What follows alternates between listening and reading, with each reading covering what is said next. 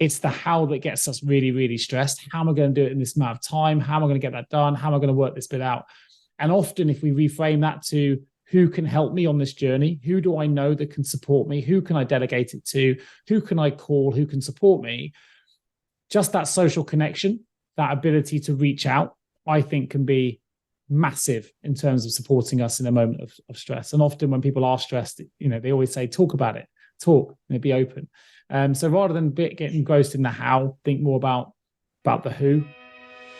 Welcome to the Mindful Paths podcast with Nick Day and Hari Kalymnios, where we explore the fascinating worlds of mindset, mindfulness, fitness, well-being, vitality, leadership, and personal development. Our goal is to provide you with the insights to help you live a more fulfilling, happier, and healthier life. If you're striving to be a better parent, friend, leader, colleague, or boss, or if you simply want to be more mindful and aware of the world around you, then this Mindful Paths podcast is for you. We invite you all to eavesdrop on our conversations, and we challenge you to discover a new insight to help you on your own journey towards personal growth and positive change. So sit back, relax, and let's begin our journey together on the Mindful Paths podcast. Good evening, Nick, mate. How you doing? I'm all right, mate. I'm all right. I'm a bit busy. We're catching up. What was it? 13 minutes behind time, trying to get everything done. I can see you're looking much more chilled than I feel. You're sat there with your sunglasses on, and you know very cool dude. And I'm looking a bit frazzled, I think. It's the nights are getting darker, and I actually find, and I think we're going to talk about this anyway today, but I actually feel myself feeling more stressed in the evening when there are lights. And so before I got on the call with you, I was desperately trying to sort out dinner and everything else, and I had one of the main lights on, and I didn't have my glasses on, and I felt like this. Like I said, I feel like a rush of caffeine when I'm getting I can literally feel like I'm getting wired when I have all these lights on in the evening. And I thought to myself, if I don't do the lights, most of the people that are listening to this podcast are not watching it anyway. And I thought, if I wait till 9 o'clock before I start to down-regulate my nervous system, it's going to be too late. And I've been struggling really since I got back with the timing on my sleep anyway, since I got back from the US. So I can see the difference in your lighting compared to mine, markedly different, which makes me think maybe I should dim mine down a little bit. Maybe that's better. Maybe. I'm worried if it gets too dark, though. I'll want to have a nap mid-show, and that's how I'm feeling at the minute. I'm ready for a sleep. The idea of that caffeine hit you mentioned is quite appealing. If it didn't affect my sleep so much, I'd be on it.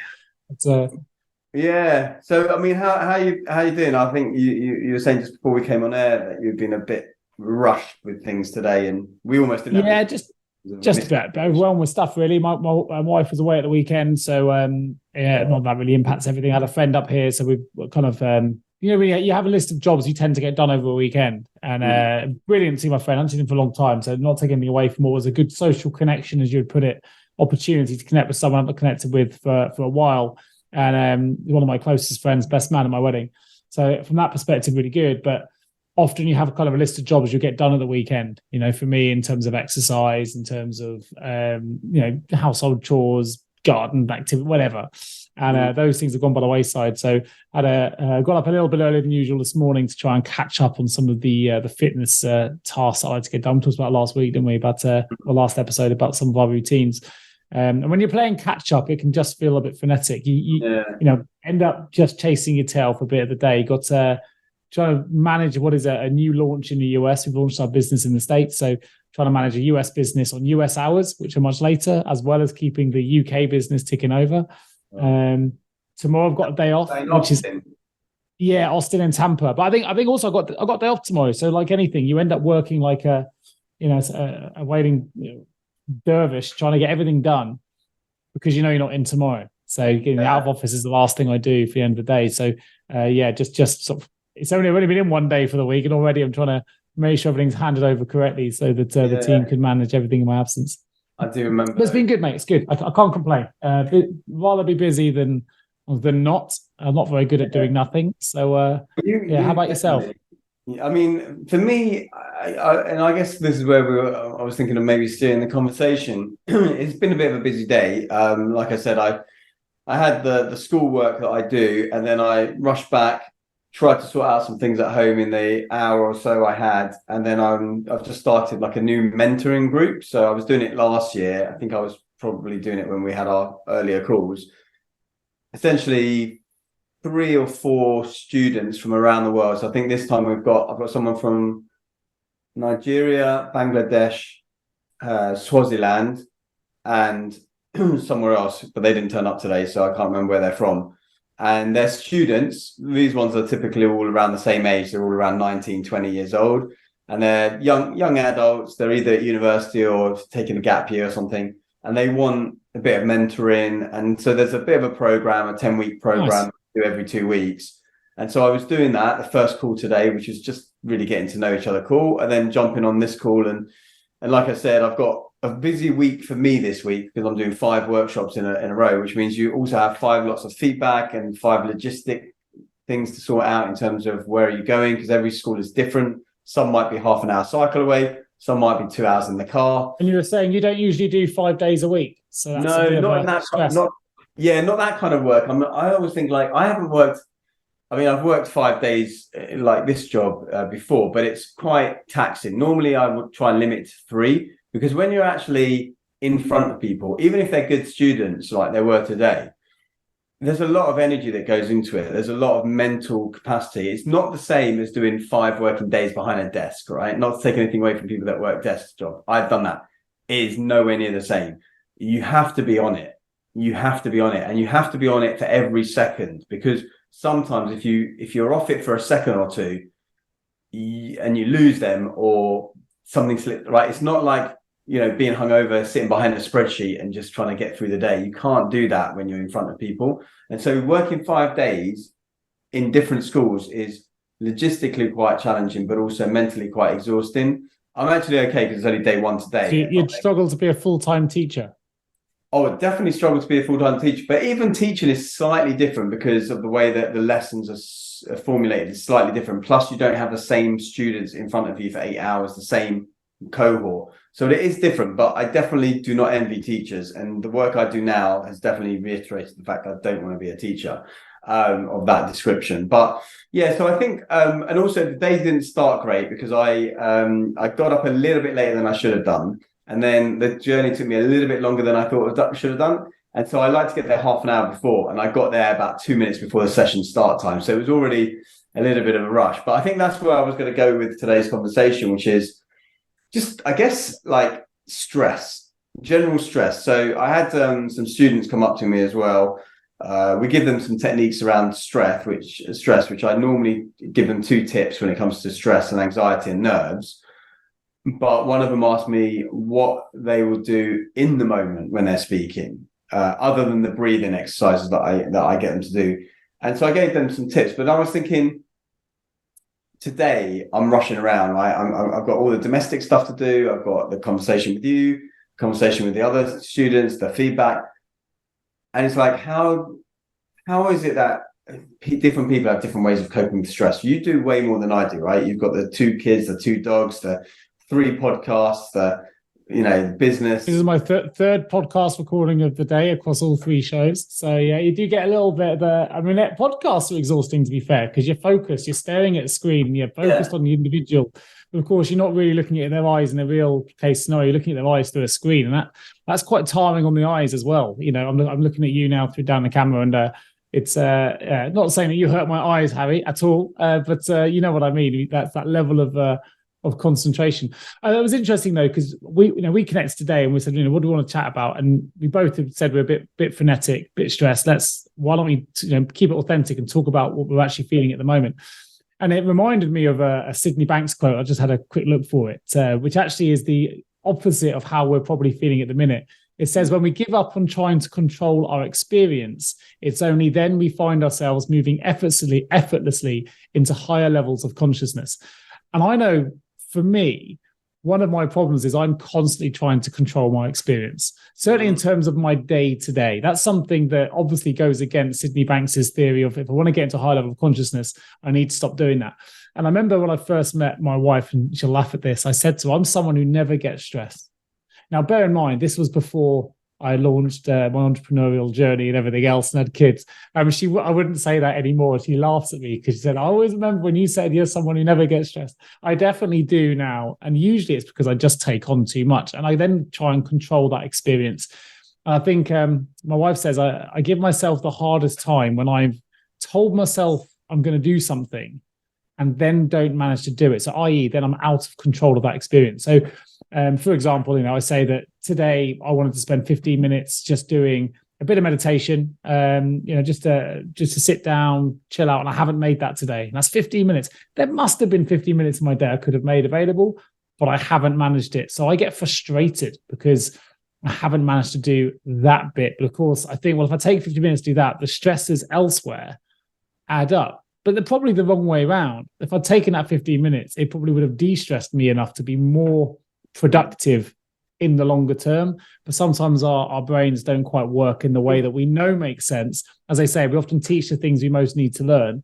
Yeah. I know that probably would have helped me, but in the moment, I disregarded the meditation and cracked on with what I was doing in order to get everything done so I could make this tonight. And it's funny, isn't it?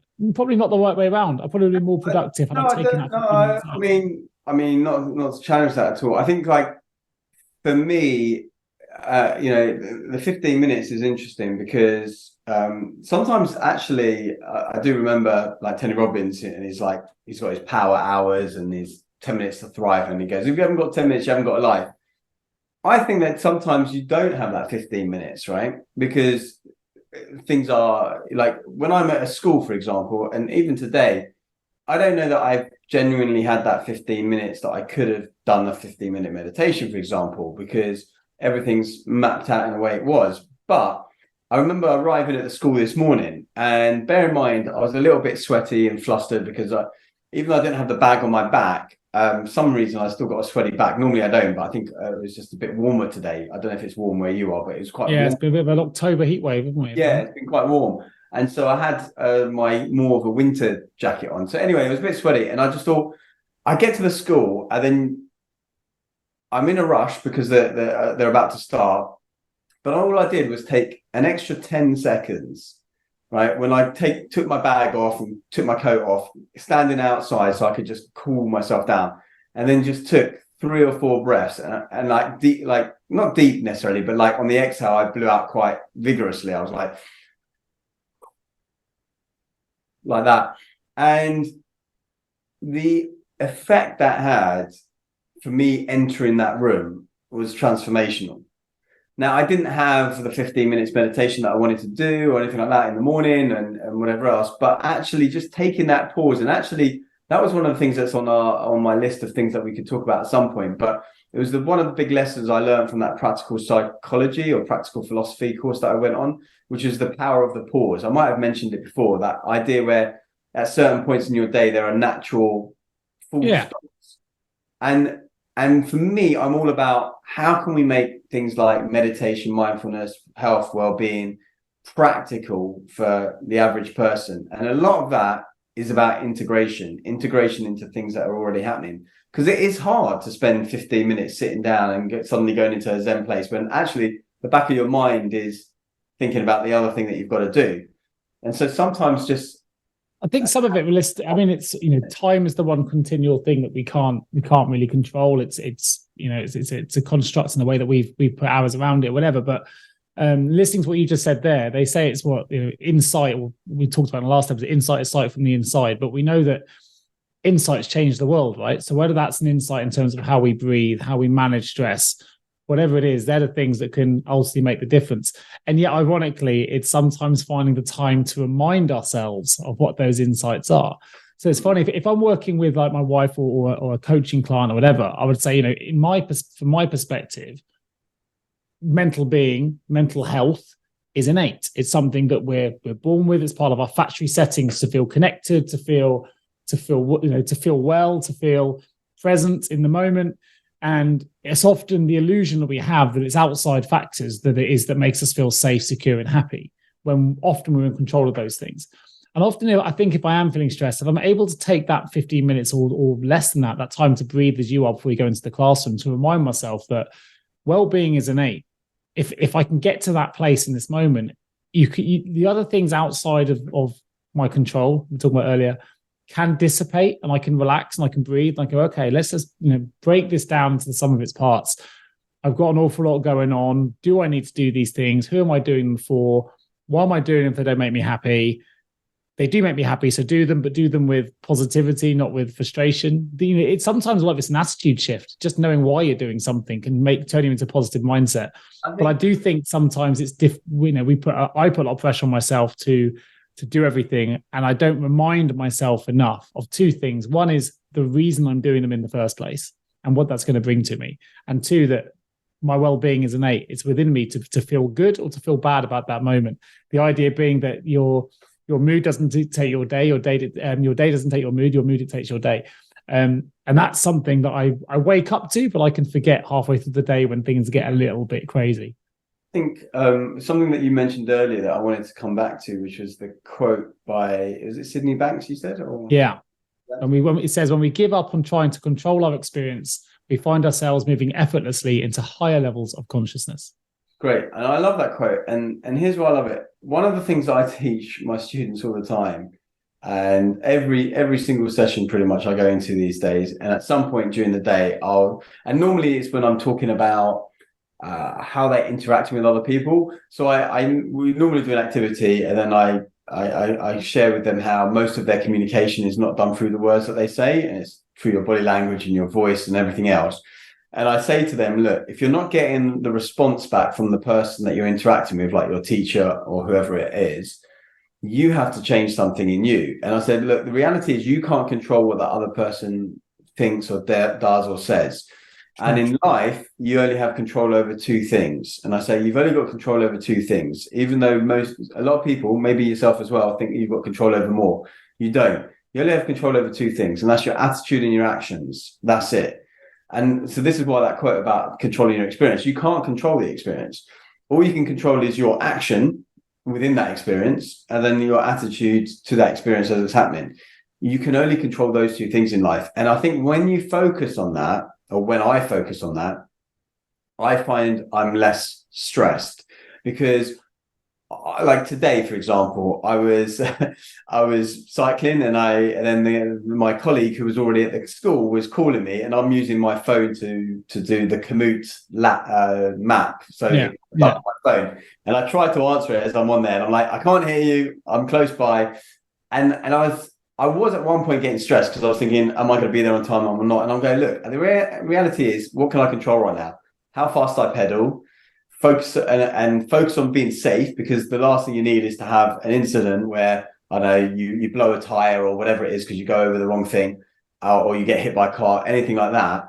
You want to focus on what you've got control over, and then relax on the rest. And I think for me, that's one of my big stress management tactics. It's a Stoic philosophy, right? Control what you can control, cope with what you can't, and concentrate on what's important. And sometimes we're thinking, I've got to do a million and two things. Go, firstly, why are you doing it? Like you said, right? Is it that to even have that done? There's so many things we put onto our plate. We often do them without questioning that why. We just take it on. Like it's how the whole monkeys on your back thing, right? And you know, it links to things in the chimp paradox and all sorts of, there's loads of things it links to, but we often just say yes without really analyzing why we've said yes. It's just almost a default reaction to something, because we think it's quicker if we do it ourselves. And you know what? I'll just say yes. And then before you know it, you said yes to 1,000 things, and it's you're scratching around. Taking that step back. So even today, as we were starting this call tonight, so it's now just gone 8 o'clock, and so we're due to go to about 8:30. And I was thinking to myself, right, my kitchen is a right mess at the moment, because I've been experimenting with this new device I bought yesterday called an Instant Pot. I've been thinking about it for a while, but I got convinced when I was in Austin, Texas, because my mate's wife, she was making this amazing dal, right? Lentil thing, I guess, or split pea thing, in an Instant Pot. And I was like, and you just put it in, it's a pressure cooker, and you can forget about it for half an hour and it will essentially cook itself. I love like lentils and dal, but I never make it because I have to constantly stir it for like an hour and a half to get it the way I want. So I love how you've been thinking about buying it. It's so Harry. For me, I'd have good. I'd have already had it delivered by Amazon before I knew what it was. Do we need more? No, I've been thinking about it for like, it's been on my Amazon list for like years, but do we really need more kitchen things? Is what, like, would I find it useful? And I thought, you know what, I've got a busy week this week. It's the perfect week to test it, because I can put it on whilst I do other things like my feedback. So anyway, the kitchen's a massive mess is the upshot of that. And I'm sitting here thinking, I've got this feedback to do as well, and we've got a certain amount of hours in which we can do the feedback. Yeah. And I'm thinking, this is kind of stressing me a little bit because I also want to rest tonight because I've got a busy day tomorrow. So I've got the washing up to do, I've got the feedback to do, the chat to do, a bit of chill out time. And now I'm thinking to myself, actually, is it really essential for me to do this tonight? I have 72 hours to do it. I can probably batch it with tomorrow's lot where I know I've got more time because I haven't got any meetings on in the afternoon. Actually, by leaving this an extra day will make me feel more relaxed because now all I need to do is go wash up, maybe spend half an hour chilling, and hopefully still get to bed before 10 o'clock, right? So I don't wake up so late as I did today. So I think that taking a step back and thinking about, okay, why is it that you're doing the thing that you're doing, which actually takes awareness. And most of the time we don't have that within us. But it links to what we've said before. I think episode 2, episode 3, the idea that everything we feel lives in the shadow of a thought. So as in watching you just describe that, then when you go into that thought of the kitchen, sometimes for others that can instill that feeling of, I've got to get this podcast done by 8:30 because I've got a kitchen to do. And we live in that. We often, the feelings we experience are what we were just thinking about, and our mind is able to trick us and go into different places in such a speed that we can often think of multiple things that we need to do, and our feelings follow that. But as you said earlier, we're in control of those two things. And we can be in control of those feelings as well if we're able to identify, the thoughts we've had a moment before that gave us that feeling. And a great example is the one that you gave when you were in that kind of road rage incident years ago, where you were desperate to shout, or you think you did shout at the individual, and it turned out you were the one in the wrong. Yeah. And you can go back to that and go, actually, it's now a funny moment in your mind rather than an angry one because of what happened. Because it's when we look at things in the moment, it can make us have a certain reaction to it, a certain feeling to it. Whereas if we're able to reframe something that you really believe in as strongly as I do, reframe that thought, and it can completely change the way we feel about it. And if we use that in relationship to stress, what are the things that we're getting stressed about? Can we reframe it? Can we think about that problem differently? You might just find that eases a lot of the stress that we're feeling in that moment. Well, that's it. I think you hit the nail on the head, right? And this idea of reframing, and I, as I mentioned, pretty much every podcast, right? Nothing has any meaning except the meaning you give it. And this is when I talk to the students about stress and anxiety, and I say, just because you're feeling your heart beating quicker and your butterflies in your stomach, I say, and I normally do it physically. I say, on this side of the room, here you're labeling stress and anxiety and nerves. But if we go onto this side of the room, and I normally give the example of like going on a roller coaster, and I say, who's been on a roller coaster before? And I say, well, you still have those sensations, but here you're calling it excitement or anticipation or preparedness. So who's deciding which one it is? And they're like, well, we are, I guess, right? And I say, well, yeah, because you've had a feedback, and you've chosen that's what it means. It means stress, or it means excitement. And I normally then I'm a bit pedantic, and I say, if I'm driving a car at 30 miles an hour, does that mean that I'm traveling fast or slow? And then some people will say fast, others will say slow. I say, look, to be honest, the answer to every question in the universe is it depends, right? So it depends. If I'm going 30 miles an hour in the playground at break time, it's quite fast. If I'm doing that on the fast lane of the motorway, it's probably quite slow. You've given that. I think you gave that example before. I think in the first or second episode, it's about adding the context to it. I like that. I think it might be a Tony Robbins. Because you follow more with work than I do. I'm sure it was a Tony Robbins said once that everything you're afraid to lose is just an illusion. The sooner we get to grips with that, the better we'll all be, or that will change. That alone, if everyone understood that alone would change the world. Something like that. But I remember thinking that everything that we're afraid to lose is just an illusion, and you can apply that to illness. You can apply it to stress. You can apply it to the thing we haven't done. And I'm sure it was Tony Robbins. And he said something lines of illusion, because then you go, okay, if you're afraid to lose your health, is your health an illusion? If you're afraid to lose your loved one, is that an illusion? I've not heard that before, but I'm just trying to. Everything you're afraid to lose is just an illusion. But again, it's about the reframing and the context piece. If you break that down, because it goes back to the well-being being innate piece. Those things are all constructs. All the things you've just mentioned. I'm not saying that they give us security. They help us get the feeling of security and all those things that we want and we love and we're conditioned to believe that we need. But the actual bones of it all is our well-being as innate. It's what we were born with. We weren't born knowing that we needed these things, or we learn to feel that we need certain things in our life in order to make us happy.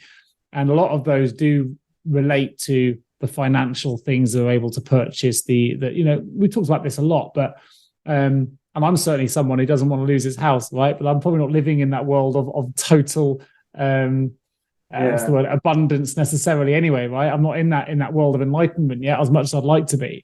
But I can understand, if you break it down, why. I'm sure it was Tony Robbins said it, but I'll have to have a look. I'll have to Google it in a minute. But I can understand why that's a quote where if you lose that fear of, we often do things when we're stressed because we're worried about losing something. We're worried about missing a deadline. We're worried about losing our job. We're worried about losing our partner. Worried about missing something that's important to somebody else.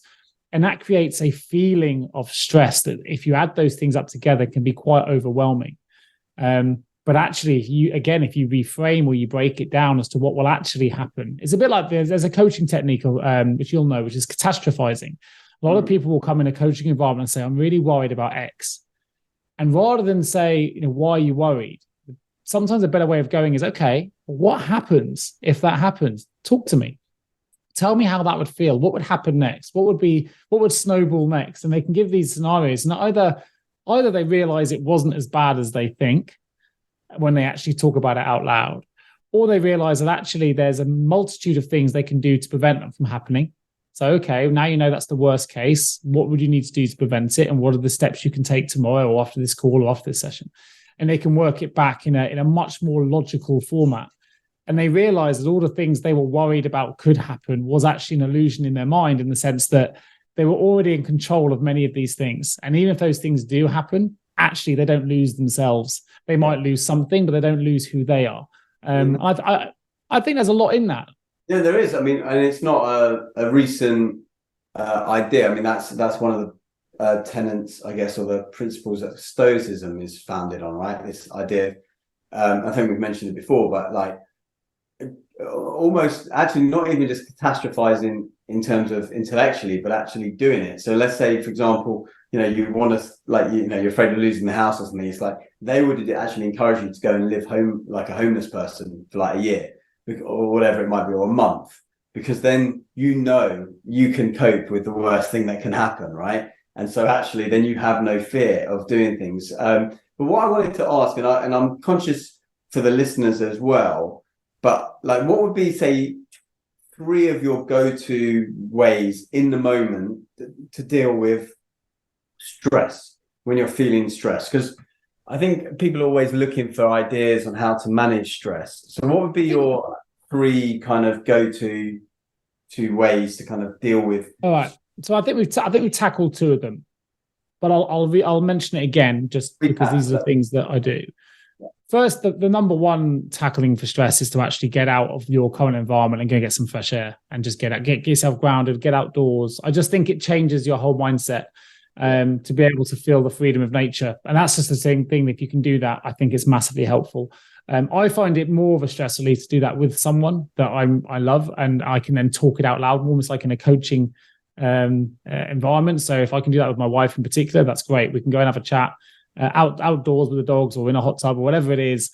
And I find that it never seems as bad once you talk something out loud. It goes back to that lamppost metaphor. If everyone talked outside to a lamppost for 30 minutes a day, they'd feel much better. And I think when you vocalize something out loud, it changes the nature of the problem. It changes the way that we think about the problem if we talk about that problem out loud. And you can do that on your own, by the way. People can talk about a problem out loud. It will still sound different how it sounds in your head or how you would write it down. So I think that's a really powerful thing.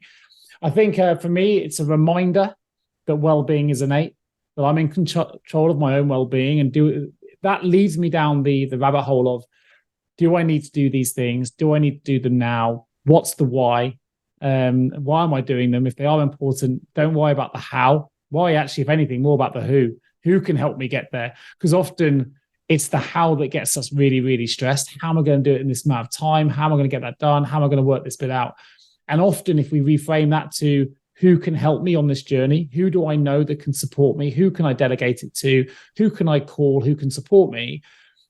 Just that social connection, that ability to reach out, I think can be massive in terms of supporting us in a moment of stress. And often when people are stressed, they always say, talk about it, be open. So rather than getting engrossed in the how, think more about the who. And that links to the reminder that well-being is innate. I think for me, that's a really powerful thought. And then the last bit, which kind of links to all of them really, which is reframing the problem. Reframing is unbelievably powerful. Yeah. Reframing how I'm viewing a situation. What is it that's making me stressed? The guy's just cut me up. Can't believe he's just done that. Okay, let me reframe the situation. What's that person that's cut me off been going through? Who knows? Maybe they've done X, Y, and Z. Maybe they've just, had to get to hospital on time because they're just about to lose a parent. Or, I'll go back to the Sherpa example where the oxygen had disappeared. And, everyone was saying, oh, how dare they steal our oxygen? And he said, well, let's not assume they've stolen it. Maybe they gave that to someone to save someone's life. And we, in us not having it, we've saved someone else. And that unbelievable reframe in that moment, which got everyone off the mountain, it will stick with me forever, I think. So I think they're my three things that are powerful for me. I think the challenge for me is reminding myself of these three things. That's it. Yeah, that's why it's good to talk. So yours are like effectively fresh air, getting out in nature, talking. Number 2, understanding well-being's innate, and understanding more maybe the who rather than the how. And then number 3, reframing, I guess. Yeah. What would be yours? Maybe the first one, no, not necessarily a particular order, although I'll probably save the last one as my main one, is this idea of understanding what you can control in any given situation, right? So what are my specific actions or attitude that I've got control over in this situation, right? And I've used the example before, like going late for an airport, right? And then what is it that I've got control over in that moment, right? Like get out of the taxi, go and get the tube or something like that. And then, because a lot of the time I get stressed when I'm running late, right? I like to be on time to things or whatever. And I think, okay, what have I got control over in that situation? So that Stoic philosophy of controlling what you can control, cope with what you can't, and concentrate on what's important. That would probably be number 1. The second one, which I just thought of really now, because I was thinking about it in terms of actually, dealing with all the mess that I've got in the kitchen. And it's just breaking things up into their smaller, manageable steps, right? Just focus on the one dish, focus on this. And I'm reminded of, I think, I can't remember if I mentioned this on a previous podcast or not, but Joe, a mutual friend of ours, who comes on a cycle trip with us, he and I went to Kilimanjaro back in 2006. 2 of us went to climb Mount Kilimanjaro in Africa. And I remember the guide with us, because the first day or two, it's really shallow. I can't remember if you've done it. I have. I've got, weirdly, this is weird. I kid you not, I'm going to put it on now. I got a time hop. I haven't looked at time hop for months. Right? For no reason at all, I decided to check it today. I'll load it up. Honestly, I don't know. It's funny how the world works sometimes. And I put it up, and I got a reminder when I logged in that I did Kilimanjaro exactly. Literally, I would have been on the mountain top today. How many years ago? Because it'll pop up in a minute. I'm going to skip through. So yeah, I had done Kilimanjaro, and literally I summited the mountain today, however many number of years ago. I'm scrolling through now. Hold on, give me a second. So carry on. I'll give you the year in just a moment. It did scare me a little bit. Okay, well, that's weird, because also that only popped into my head when you were talking that I was going to give this example. But the guide was saying, look, it's very shallow when you walk at the first few days, and you're tempted to walk quicker.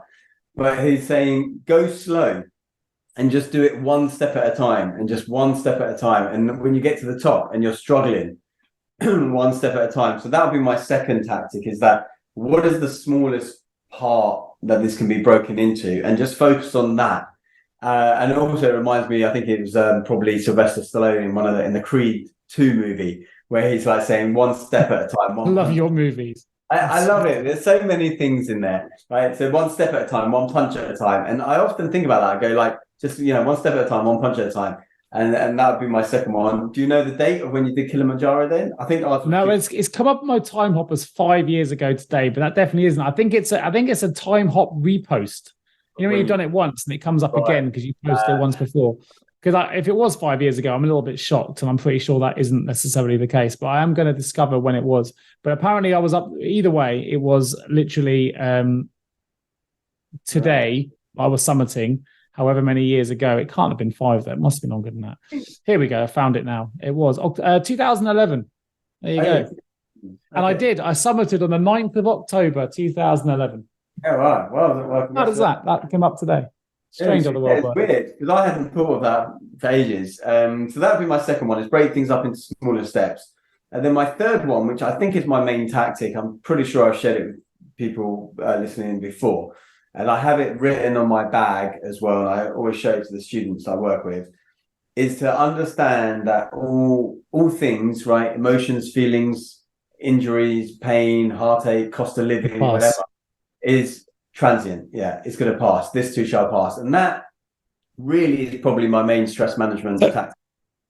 I like that. And that links to something that I've spoken to you about before. And you asked me what that was all about, which is we can use this. And if anyone's listening, you can use this in so many different ways. It doesn't have to link to stress. You can use this in a coaching context with different things, projects. But it's called the snow globe metaphor. The idea being that we're living in interesting times, right? The world has been shaken up like a snow globe. So you could use it in that kind of idea. And nobody's quite sure where it's going to settle or how it's going to settle. And you can have a sense there that the world at the moment, particularly economically, cost of living crisis, it's recalibrating, right? So that's kind of a massive way of using it. But actually in the context of stress and the way that you have, the idea that this too shall pass, it's equally usable. The idea of a snow globe being when we're stressed, all the snow has been shaken up. You know, you've got your kitchen going on, you've got your marketing to do, you've got your podcast now, you're a little bit late, probably a little bit jet lag from before. All this stuff's going on in our heads. And for anyone listening to this, I can guarantee there'll be loads of people with 101 things running around their mind. They're trying to listen to this podcast. They're probably doing so whilst hoovering or driving or marking or doing something else, right? And all these things, all the snow is in the air. But it's a bit like that time where I think both of us agree, if you just let things settle, let the snow settle, and you can recalibrate and you can go, actually, this will pass. And now look at the view. Look at the view you've got now that the snow has settled. And what is it you're looking at now? It's a different view to what you had when it was all up in everything was covered. You couldn't quite see the view through the wood, through the trees, all these little cliches that come out. And stress and anxiety is exactly the same. Often before even the main issues that we're dealing with have even been resolved, there's a shift, there's an imperceptible change that we're kind of noticing. And that's the resettling of the ground we're standing on when things start to work themselves out. And I just think the idea of a snow globe, if you can hold on to that metaphor in your mind when things are going badly, the idea that someone's shaking up this snow globe, and I'm doing the action here for those that are watching, but that's what I'm thinking of. He's shaking it up, really thinking everything's going everywhere. I think, oh my God, it makes us unsettled for the future because you can't see what it is. You can't see the image in the middle of the globe. You know, what is it? What's actually going to be seen when all the snow settles? And I think it's only when it settles that we can have that sense of calm. Yeah. And what are the bits of snow that you need to let hit the ground? And if you are worried, don't worry, because exactly as you said, as point 3, whatever it is you're going through, be it pain, be it grief, be it a challenge at work, whatever, you could put a little bit of a snowflake to each one of those things. Eventually it's going to land on the ground and eventually it's going to settle, and this too shall pass. And every time we shake that globe, it's never going to be exactly the same as it was before. So you've got to understand, just because it's settled now doesn't mean it won't be shaken again. But every time you shake it, the snowflake's going a slightly different direction. But each time the landscape will reappear, the idea that view will come back. Life, I mean, the kind of this idea anyway of stress, like we talk about, de-stress, eustress, like good stress and all of this, and stress is there to serve us or to give us a message in some way, shape or form. And I remember going back to Tony Robbins, this is something I definitely remember him saying. He goes, the only people that have got no problems, right, no stress, no problems, are the people in the graveyard, right? You don't want to be one of them anyway. Yeah. Like it's going to be part of life, right? And the other thing I sometimes think is like, life only gives you what it knows you can handle, right? And so sometimes that helps appease some of the larger stresses that I might have. It's like, okay, well, it's here because it thinks I can handle it. And there's a lot of quotes coming out today. I'm going to bring another one which made me laugh because you mentioned graveyard, and it's a bit of a funny story behind this, right? And maybe just to change the narrative slightly. So obviously, and those that followed this show before will know my dad's been very unwell. He's got terminal cancer and is fighting that at the moment. And a friend of mine, a really good friend of mine called Graham, sent me a quote that he'd seen at a presentation that was delivered by, I think it was at the Entrepreneurs Convention recently. It was a well-attended event. And it was one of the slides, and he took a picture of the slide and sent it to me and said, maybe think of what you're going through with your dad and whatever else. And the quote was this, right? He says, life should not be a journey to the grave with the intention of arriving safely in a pretty and well-preserved body, but rather to skid in broadside in a cloud of smoke, thoroughly used up, totally worn out, and loudly proclaiming, wow, what a ride. Which I thought was a great thing to read anyway. Okay, I get that, So I sent that to my dad, and on this image, on the picture, there's a picture of the book that this quote comes from, which is called The Proud Highway by Hunter Thompson. And that just happened to be on the slide. My dad didn't get he read the quote, but kind of misread it. He just assumed I was recommending him a book. So I spoke to him and, I bought that book you recommended to me by WhatsApp. It's a massive book. What was that all about? I don't get it. I said, what book? I haven't sent you any books. So yeah, The Proud Highway. I said to him, I've never heard of that book in my life. I literally don't know what you're talking about. So he said, have a look on WhatsApp. You sent it to me. So I went and bought it. I didn't think twice. If you're recommending a book for me, I knew it must have been important. I went back and it's literally just a picture of the book next to the quote. I had no idea. So he had looked at the book when he picked up the message and had taken no interest in the quote.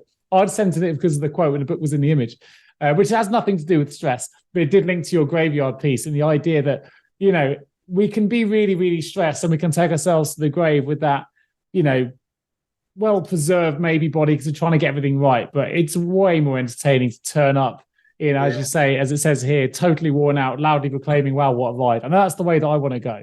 Yeah. And again, you can reframe the stress. What are we doing it all for? If we can't do it with a laugh and a joke and a bit of adventure, we need to reframe or change.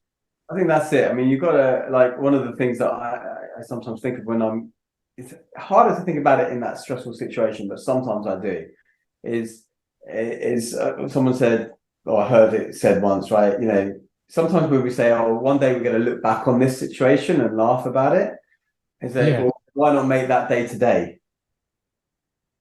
Yeah. Why wait for 5 years to look back and laugh, right? Why not make that today? And I think, if that's the truth, if you are going to look back on it one day and laugh, and it's sometimes harder to do that in the moment. And it just comes back to that, you're going to feel differently about things in the future.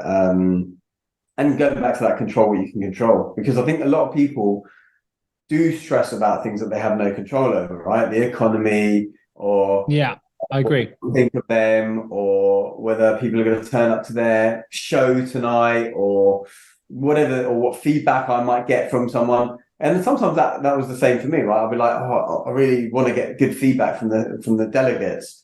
I can't control that. All I can control is giving my best in the moment, and then they mark whatever they mark, right? And sometimes you don't know, right? I was at an event, I did a workshop the other day. I thought it went really well, and the scores were lower than I expected, right? And the students were really good. They were really well behaved, but in different schools, in different boroughs as well, you get different vibes. Sure. Sometimes you get to more challenging schools and you think you've had a terrible day, but they're just so grateful. As you said in the last episode, no one else can make you feel anything. No. So even reading that feedback, you might be viewing it with one day a negative mindset, another way a positive one, because you knew you were delivering it when you were below par or whatever. It doesn't matter, but you are the one that controls how you feel about that feedback. No one else can make you feel it. It reminded me when you said that last time, which is because I'm absolutely in full agreement with you.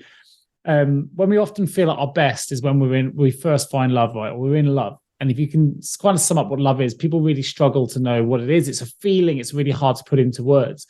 But love is very much a mindset that's free of all negativity and all stress.